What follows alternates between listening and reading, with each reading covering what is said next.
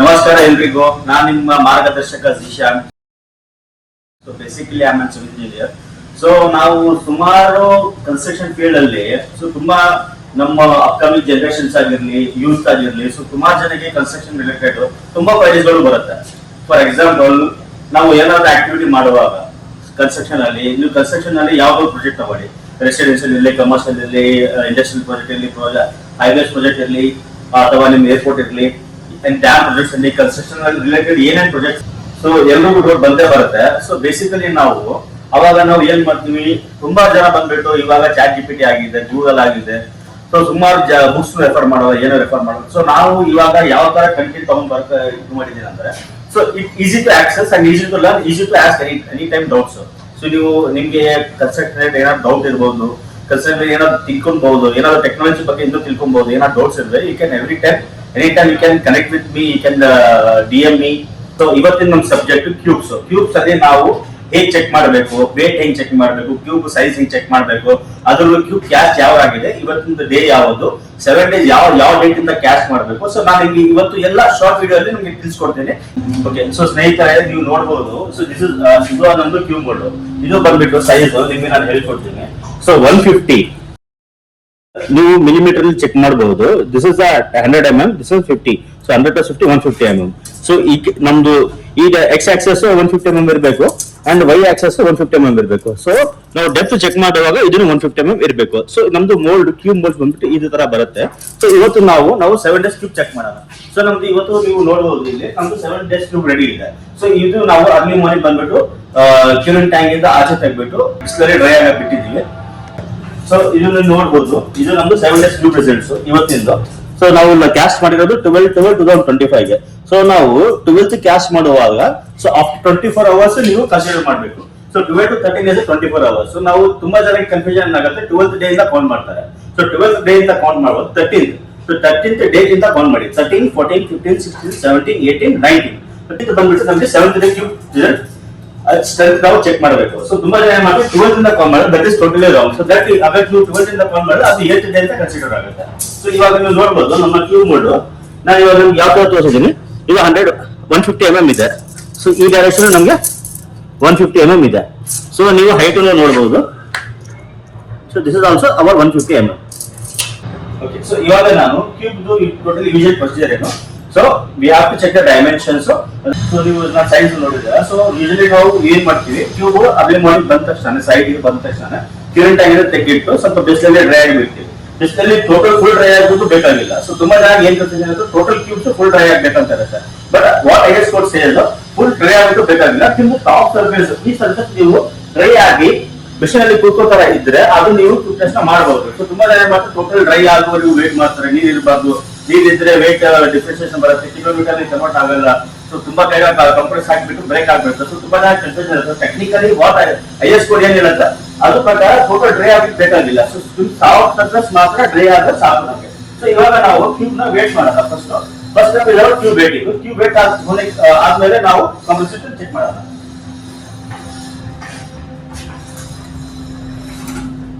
So ನೀವು ನೋಡಬಹುದು, ನಾವು ಇಲ್ಲಿ ಗ್ರೇಡ್ ಆಗಿ ಮೆನ್ಷನ್ ಮಾಡಿದ್ವಿ M25 ಅಂತ.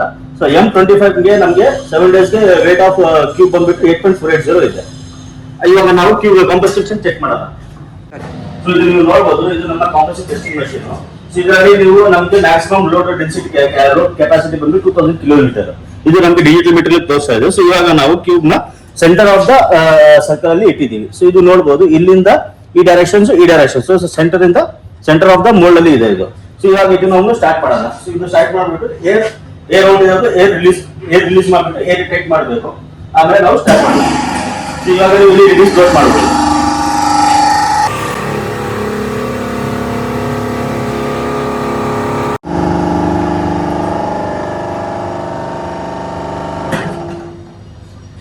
ಇವಾಗ ನೀವು ನೋಡಬಹುದು, ನಮಗೆ ಸೈಜ್ ಬಂದಿದೆ 7 days.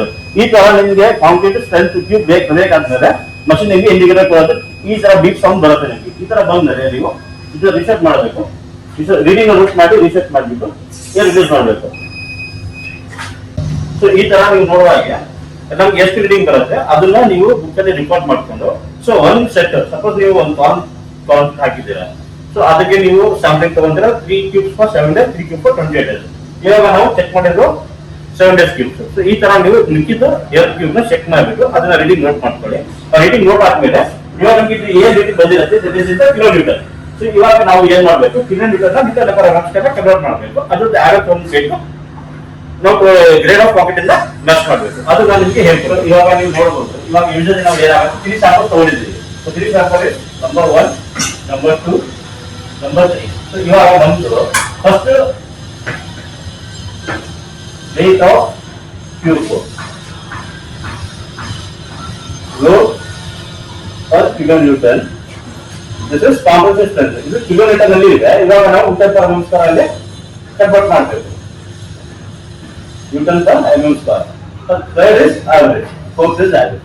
So ನಮ್ದು weight of cube ಬಂದ್ಬಿಟ್ಟು ಎಷ್ಟು ಬಿಟ್ಟು ಫಸ್ಟ್ ಬಂದ್ಬಿಟ್ಟು ಸಾರಿ 8.480, 8.360, 8.295. ಸೊ ಇವಾಗ ತುಂಬಾ ಜನ ಕನ್ಫ್ಯೂಷನ್ ಬರುತ್ತೆ. So first weight of cube mould, second weight of cube mould, third weight of cube mould ಅಲ್ಲಿ 100 ಗ್ರಾಮ್, 50 ಗ್ರಾಮ್ಸ್, 200 ಗ್ರಾಮ್ಸ್, 400 ಗ್ರಾಮ್ ಅದು ಯೂಶಲಿ ಡಿಫರ್ ಬಂದೇ ಬರುತ್ತೆ. ಅದು based on to sampling what ನೀವು ಏನ್ ತಗೊಂತೀರಾ. ಸೊ ಇವಾಗ ನಮ್ಗೆ ಯೂಶಲಿ ಯಾವ ಕಿಬಲ್ ತಗೊಳ್ಳಿ, ನೀವು ಯಾವ ಗ್ರೇಡ್ ಆಫ್ ಕಾಂಪಿಟರ್ ತಗೊಳ್ಳಿ. ಸೊ ನಮಗೆ 8 kg is the minimum. 8 kg ಮೇಲೆ ಬರಬೇಕು. 8 kg ಮೇಲೆ ಎಷ್ಟು ಗ್ರಾಮ್ ಬರ್ತಾ ಇದೆ ಅದು ನಮ್ಗೆ ಡಿಫರ್ ಆಗಲ್ಲ. ಸೊ ನಮ್ದು ಫಸ್ಟ್ ಕ್ಯೂಬ್ ಬಿಲ್ಡಿಂಗ್ ಬಂದ್ಬಿಟ್ಟು 556 ಇತ್ತು. ಸೊ ಸೆಕೆಂಡ್ ಕ್ಯೂಬ್ 592, ಥರ್ಡ್ ಬಂದ್ಬಿಟ್ಟು 497. So this is our reading. So ಇವಾಗ ನಾವು ಕಿಲೋಮೀಟರ್ ಅಲ್ಲಿ ಇದೆ. ಸೊ ಕಿಲೋಮೀಟರ್ ನಾವು ಲೀಟರ್ ಪರ್ ಅವರ್ ಹೇಗೆ ಕನ್ವರ್ಟ್ ಮಾಡ್ತೀವಿ? ಸಿಂಪಲ್ ಫಾರ್ಮುಲಾ ಇದೆ, load by area. So load ಬಂದ್ಬಿಟ್ಟು ನಮಗೆ 556 ಇದೆ. ಸೊ ಏರಿಯಾ ಬಂದ್ಬಿಟ್ಟು 150, ಕ್ಯೂಮೋಟರ್ 150 into 150. ಸೊ ಅದು ಏನಾಗುತ್ತೆ 556 divided by 22.5. ಸೊ ಇವಾಗ 556 divided by 22.5 ಮಾಡಿ ನಿಮಗೆ 24.71 ನ್ಯೂಟನ್ ಪರ್ mm ಸ್ಕ್ವೇರ್ ಬರುತ್ತೆ. ಸೊ ಇದು ಬಂದ್ಬಿಟ್ಟು ನಮ್ದು ಇದಕ್ಕಾಯ್ತು 24.71 ನ್ಯೂಟನ್ ಪರ್ mm ಸ್ಕ್ವೇರ್.